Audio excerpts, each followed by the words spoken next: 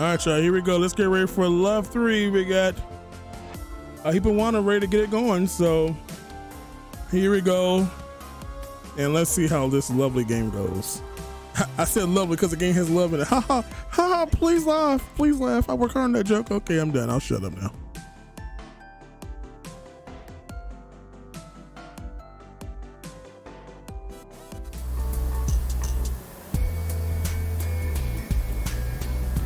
Hey everyone, I am Heppenwana. I am here to play Love 3.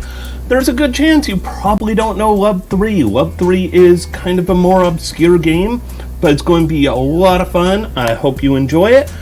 Love 3 keeps track of a few stats. I want to find encouragement. Anytime I do a charity marathon, I want encouragement for a reason, donate money.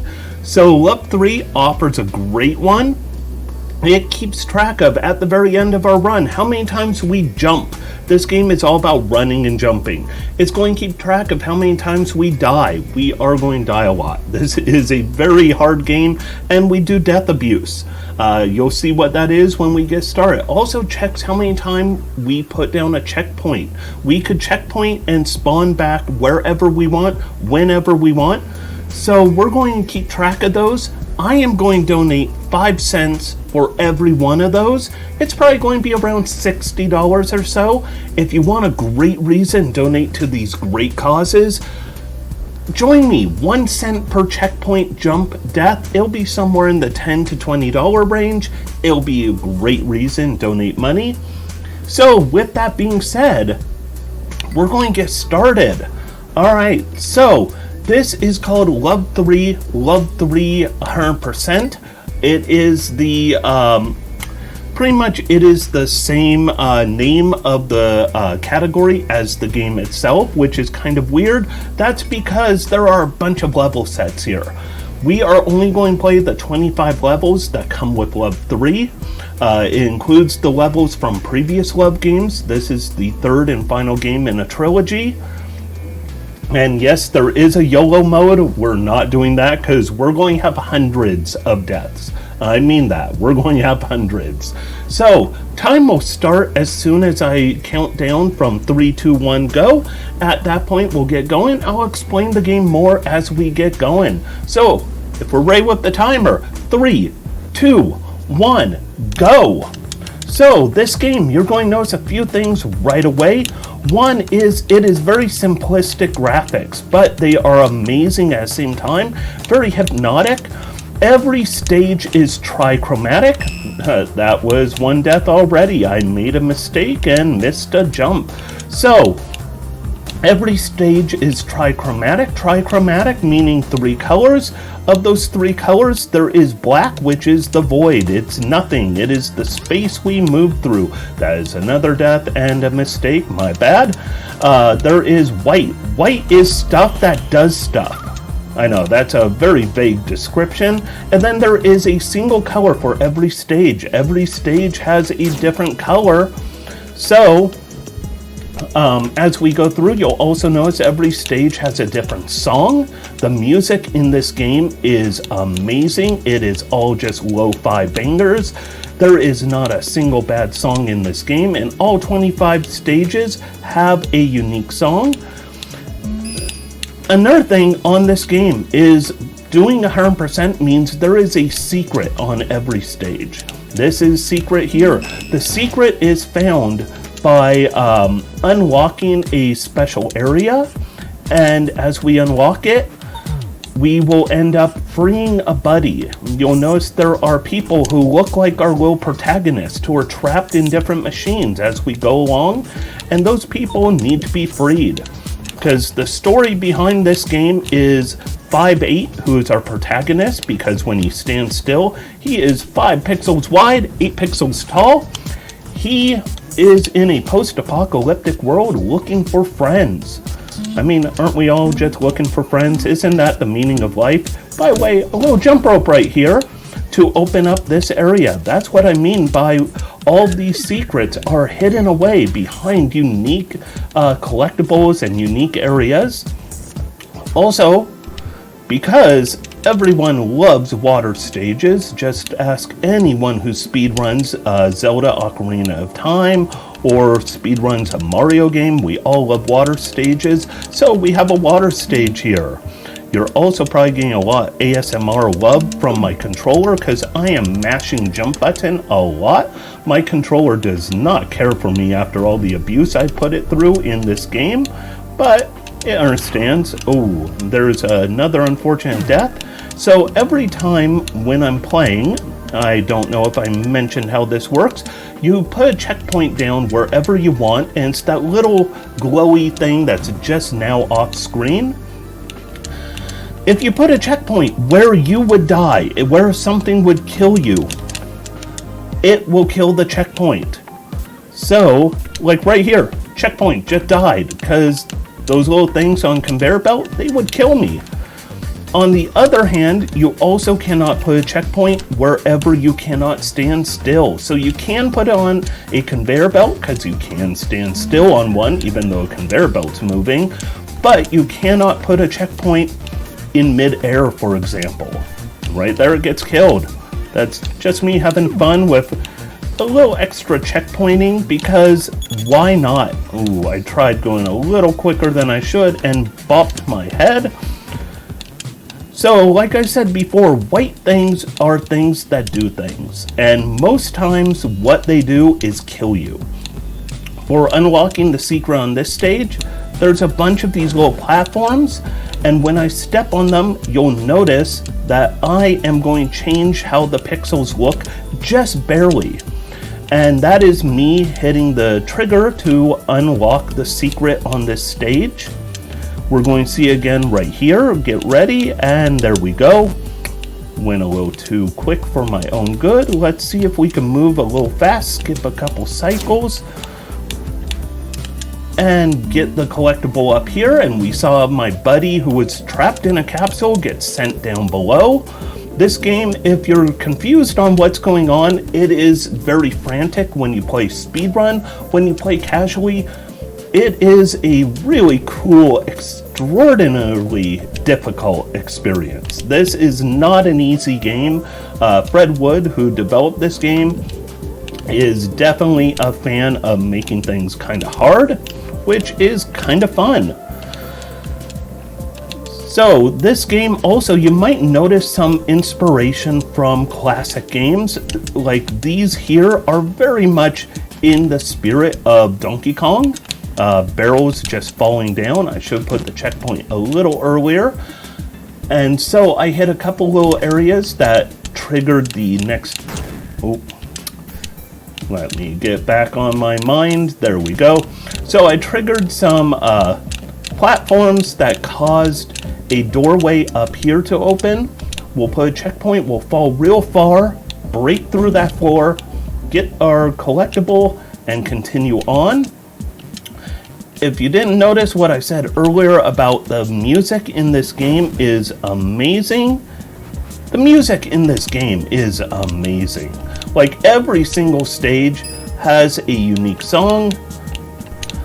That goes also on this state or on this game. You'll find all of the stages from Love 1 and 2, including a remastered version of Love 1 that was found on Love 2 Kuso. We want to hit this portal down here.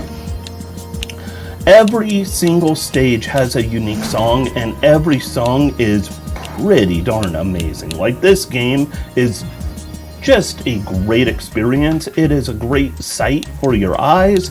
It's nothing too flashy. It doesn't trigger too many visual stimuli issues. It's also just really cool looking. Like, it's almost hypnotic. The music itself is just amazing. Here I'll be a little quieter because I don't want to get bopped. We'll go down here by that collectible I grabbed at the beginning. We open up this area. And then we'll go down here. A lot of death abuse. If you're going to join me on donating some money for every death, checkpoint, and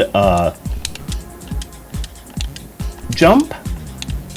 That was a poor move. I should not have put a checkpoint right there. I should have kept it back here.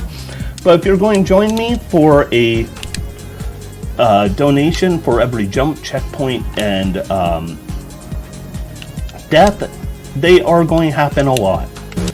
Because we will kill ourselves like that to get back to our checkpoints. So by getting that checkpoint, or that collectible up there, we have got the secret for this stage, but also we've turned off the barrels. So no new barrels are forming at this point. That one right there is the last one, and through we go. If you are a fan of pinball, this stage to me makes me think of pinball. There is a lot of pinballness, like a lot of these different things bouncing you around. You move a lot without your actual volition to choose where you're moving, and it's very difficult to get up topside. We'll put a checkpoint here, and we're going to want to keep that there. We're almost at the end of the stage, but we'll go here, hit that checkpoint, go back down below, and you'll hear that sound. It means we hit our special secret for this level. And oh, got too excited for my own good. One of the things about this game is there is a lot of adrenaline going when you play it, because it is a lot of things just coming at you non-stop. So our collectible in this stage, or our secret, was at the very beginning, but we had to go to the very end to unlock it. Quick little side note, this is probably my favorite song in the game.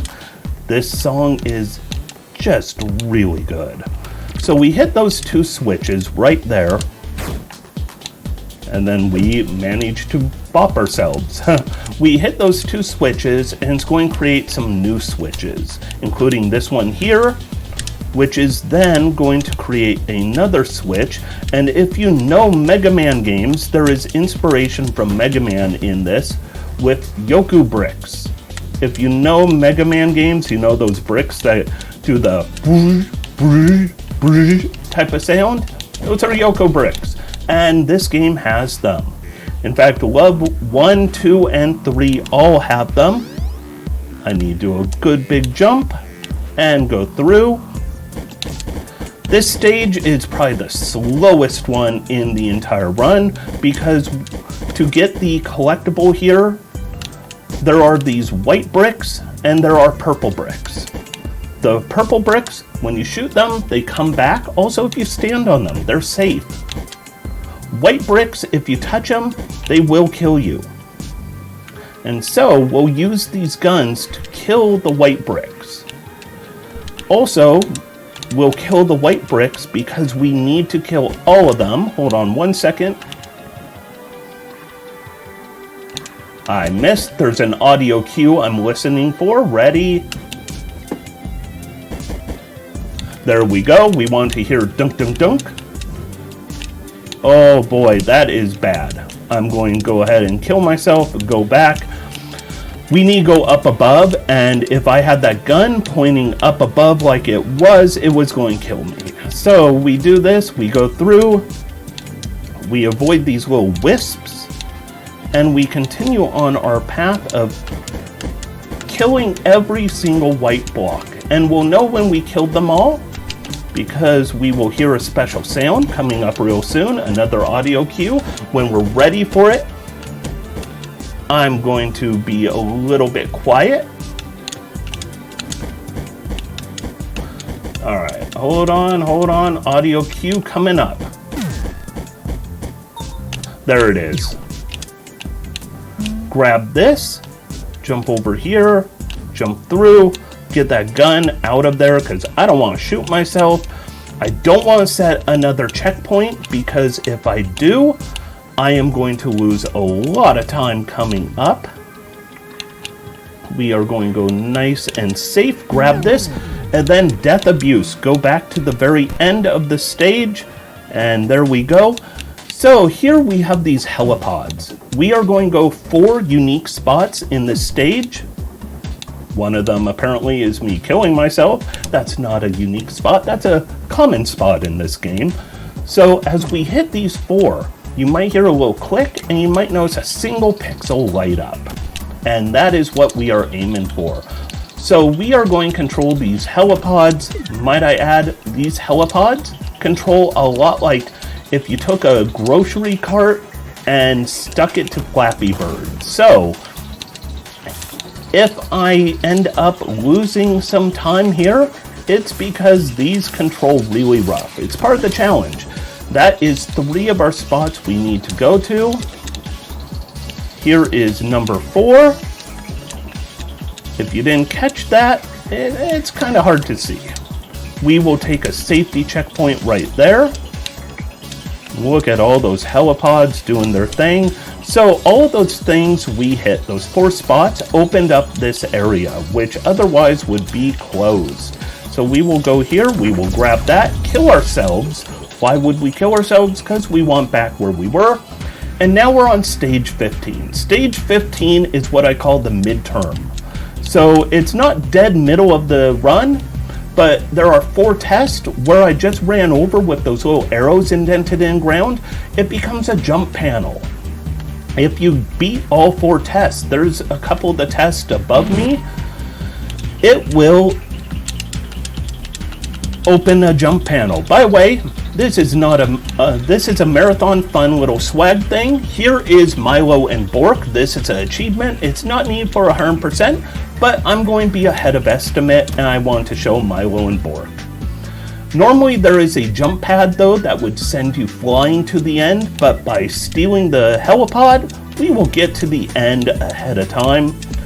This stage, nothing too complex to it, just another one where we have to go to several areas. You saw when I landed there that the pixel lit up.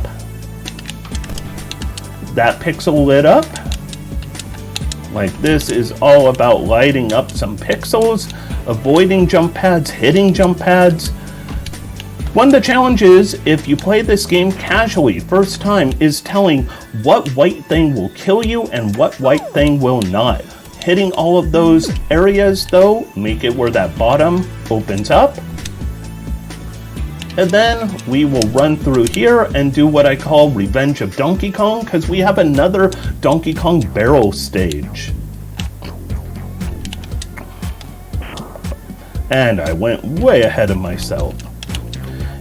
By the way, if you are interested in trying out this game, if you want to speedrun it, Fred Wood, who is the developer of this game, also one of the people who helped develop Deltarune, Chapter 2 at least, is he has a Discord that is very speedrun friendly. Fred Wood is incredible about the speedrun community.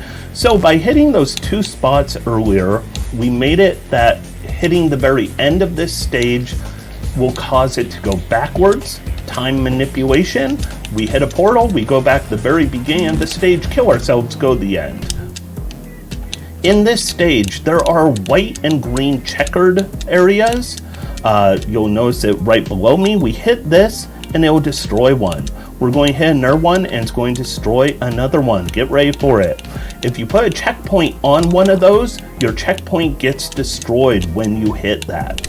So you want to make sure you only put your checkpoint on solid ground. Another fun thing, helipods. If you use them, you could destroy these checkered floors and walls. So we're just going to destroy this wall. Why did we destroy that wall? I will tell you later. Let's continue on to the end of this stage. And you're probably thinking, well, if we continue the end, will we ever know why you did that? Yes, because I'm going to teleport back here and make a mistake. We're going to have to take this helipod back here. Ooh. I mentioned it before, but I'll mention it again. These helipods control really finicky. They are designed to be very tricky to use, and there we go. Imagine if I did that perfect the first time. Everything go perfectly.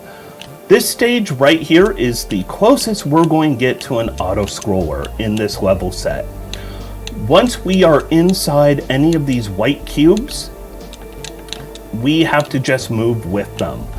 When we're outside, we can hit the switches, speed them up, and that is there so that if we kill ourselves accidentally inside, we will be able to call him back without sitting around all day. I hit a switch on the wall at the end on the left, or on the right first, then on the left. That allows me, with this one, to create these jump pads, which then allows us to get that, which is going to open up a hole in the floor here. This is not part of the regular run area, but it's where the bonuses or the secret is. Fun thing on this game is if you run it casually, finding the secrets is incredibly rewarding. However, you're seeing where they all are right now. Okay, I need to... there we go. But seeing where the secrets are, the first time when you discover them is so amazing because this game does give you hints about them. Nothing is truly locked away where you couldn't find it. By hitting that secret, we create a jump pad and we could create another secret. That one created this here, a hole in the ceiling. But all of these are actually kind of broadcast to you. Nothing is truly locked away where you can't find it. It's that is in the worst spot right now. That's when you know you hit a bad cycle. But nothing is truly hidden away. For example, watch this as I go through here. These platforms will continue falling, and when they rise up, they turn white. White means death. So I walked on this. You'll see a couple dots disappear. Maybe the secret is tied in to walking across any of these rows of dots. So, by the way, this is incredibly tricky motion control because you really need to control your jumps, because if you jump full height, you hit the ceiling. This game has a lot of very fine motion control for being something that looks so simplistic and seems like it really shouldn't. I shouldn't have put a checkpoint there, by the way. So we go up here and we will collect the final set of little dots. We heard a little click. It opened this wall here, and by opening this wall here, we could go in and get the best sound. I love this sound. I love that ding ding ding. It is such a sound of you found a secret a la Zelda. Bring down a couple of those, jump over here. This stage is pretty much the bane of my existence. Let's see if we could get it to behave for me, because normally it causes me a lot of heartache. So you'll notice I'm hitting these areas on the wall that very much look like there is something missing. Like right up there, you'll notice it looked like something was missing. It's a blank tile. That is your hint that that is where the secret is going to be hidden away. Other fun thing I love about this game, projectiles and objects tend to move at your speed, which means you could just continue pressing left or right and keep up with or avoid different things. This here, you're supposed to take these jump pads and go up, but that's how you finish the stage. We're not going to finish it. Not yet. We want to take a helipod up there, and then we are going to grab that. Ooh. We want to bring this helipod. By the way, controls for the helipod, you can try and use your D-pad up and down. Okay. I should have just continued with that. I'm going to be a little slower than intended, but I should still be well ahead of schedule. Well ahead of estimate, that is. Okay. Oh. This stage is one that does get to me, and I apologize. Okay, we're just going to take the intended route. If it behaves for me.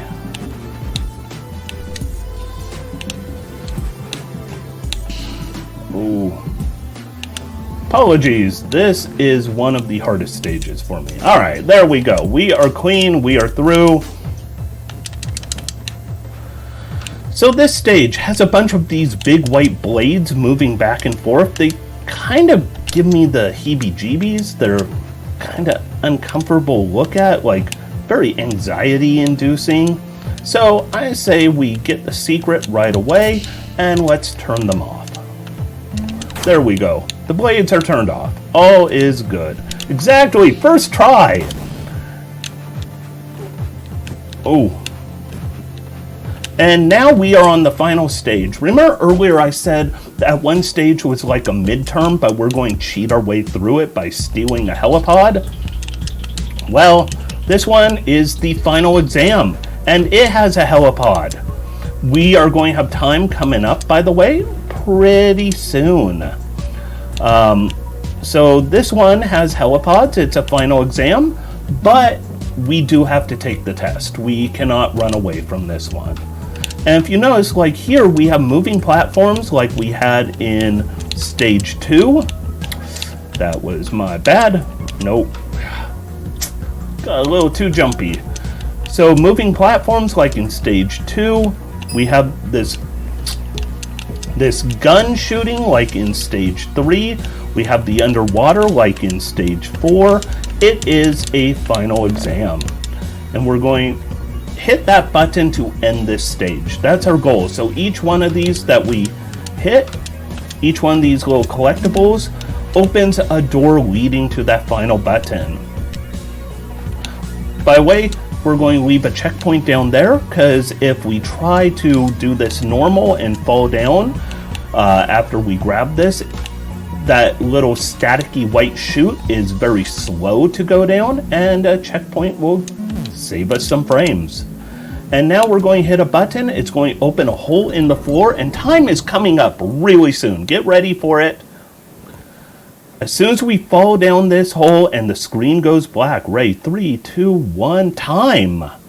And so, the secret ending by finding all the collectibles. 5-8 was in a post-apocalyptic world looking for friends, and what did he find? Friends! A lot of them. It's a happy ending to a post-apocalyptic story. If you exit the other route without getting the collectibles, you jump out of the building, fall in the snow down below, no friends. Just sad, tragic.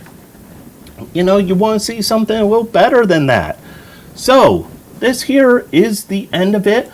I said I'm going to donate 5 cents for every death. There were 135 of those.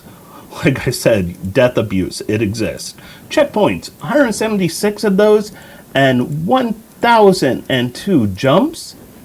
If you are joining along with this and you want to donate 1 cent per, that is $14.13.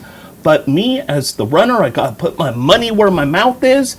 I'm going to donate $70.65 for this performance, because we gotta raise a lot of good money for the Boys and Girls Club of America and the Hawaii Food Bank, because we gotta do what we can to help those who really do need it. I want to say thank you, Big John, for having me, for letting me show off this game.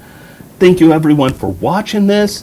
I hope you had fun. If you do enjoy this game, it goes on sale quite a bit. It's on Steam. It's also on the Switch. And there is a great Discord if you did want to speedrun. Fred Wood, the designer of this game, is a huge fan of speedrunners and really does try to support the speedrun community. And with that, thank you very much. Everyone, have a great rest of the marathon. Keep watching, keep supporting. Nothing but love to each and every one of you.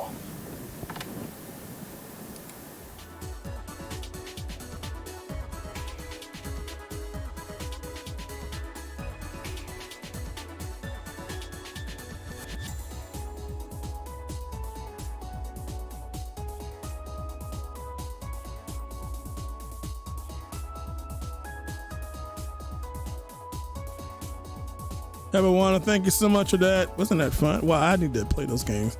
I swear I've like seen these games before, and like on, I don't know, like on the eShop or something. I'm like, yo, I need to play this game.